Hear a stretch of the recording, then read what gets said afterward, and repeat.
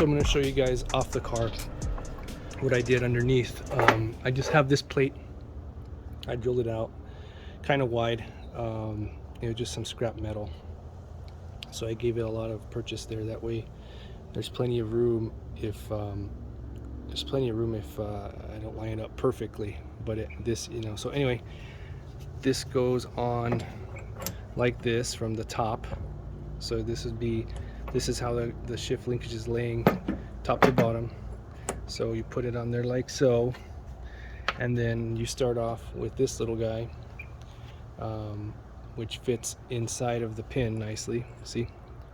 So that helps it from slipping out, keeps it captured in there.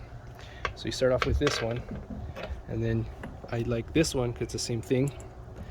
It fits in there, see, it's captured. So you put this one in like so, and then this guy fits over like that, and that's it. That's the setup, see? And then you just tighten this down and it just pushes the pin right out. See, the other option would be to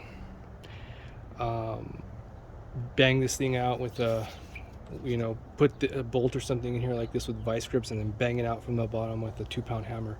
But I don't like that option because you're putting a lot of force up on the shaft, I don't know what it's called, but the shaft that is inside the shift selector shaft, I guess, for your transmission.